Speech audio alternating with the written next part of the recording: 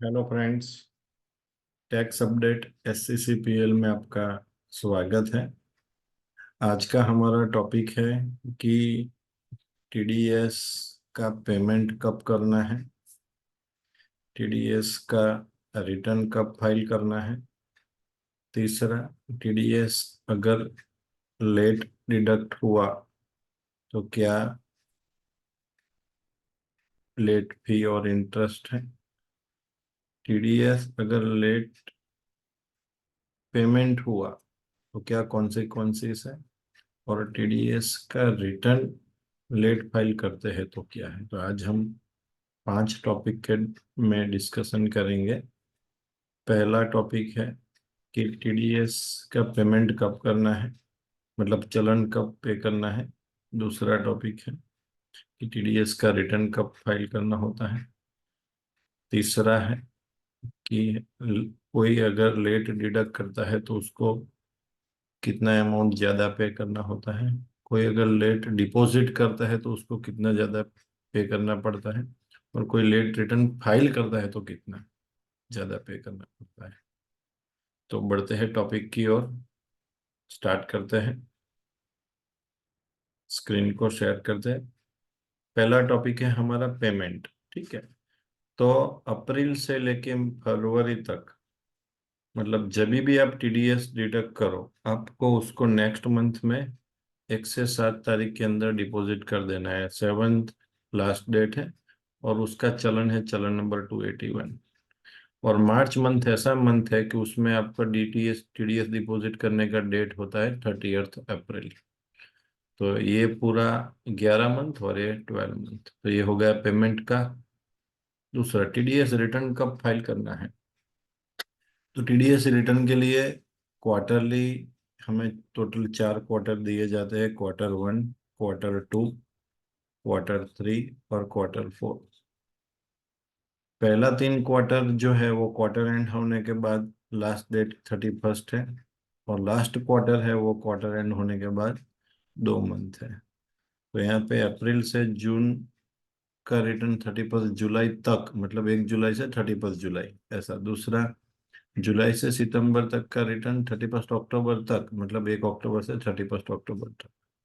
अक्टूबर से दिसंबर का रिटर्न आपको फाइल करना है 31 जनवरी तक, मतलब 1 जनवरी से 31 जनवरी। और जनवरी से मार्च का रिटर्न 31 मई तक, मतलब 2 महीना यहाँ पे आपको मिलता है। मतलब पेमेंट में 1 मंथ मिलता है आपको, और रिटर्न में आपको 2 मंथ मिलता है। ये दूसरा टॉपिक है। तीसरा टॉपिक, मान लो किसी ने TDS लेट डिडक्ट किया तो क्या है। तो अगर ऐसा कोई ट्रांजैक्शन होता है, मैं आपको एक एग्जांपल देता हूं कि मान लो कि TDS डिडक्ट और पेमेंट का टाइम था 4 अप्रैल, और उन्होंने TDS डिडक्ट किया 10 मई को। ठीक है। तो यहाँ पे आपको 1% इंटरेस्ट पे करना पड़ेगा। ठीक है। On part of month. Suppose 10,000 का ट्रांजेक्शन है तो 10,000 मल्टीप्लाई बाई 2 मंथ, इसलिए क्योंकि 1 महीना और ऊपर जितना भी दिन हो वो पार्ट का मंथ में कैलकुलेट हो जाता है। तो 2 और 1%, तो ये हो गया 200 रुपीज आपको पे करना पड़ेगा एक्स्ट्रा, मतलब 10,200 पे करना पड़ेगा अगर लेट डिडक्ट करते हैं तो। लेट डिपॉजिट करते हैं तो क्या है, 4 नंबर का टॉपिक। मान लो यहाँ पे एक एग्जांपल दिया है कि अप्रैल मंथ में 10,000 का TDS कटा था, वो आपको जनरली मई मंथ की 7 तारीख को डिपॉजिट कर देना है।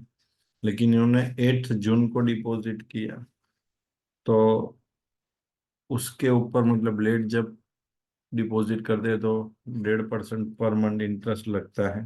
ठीक है। तो 10,000 इंटू 1.5 मंथ इंटू 2 मंथ, इसलिए क्योंकि 1 मंथ उसका कैलकुलेट होता है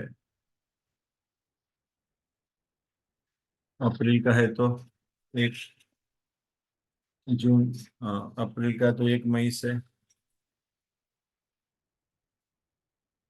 7 मई तक, मतलब और 7 मई के बाद आप करते हो तो 1 महीना लगेगा, मतलब 7 मई से लेके 6 जून तक आपको लगेगा 1%, मतलब 1 मंथ का 1.5%, ठीक है। और 8 जून से आपको फिर दूसरा महीना शुरू हो जाएगा। तो यहाँ पे 2 मंथ हो गया, और ये 1.5% है, तो टोटल आपको 300 एक्स्ट्रा पे करना पड़ेगा।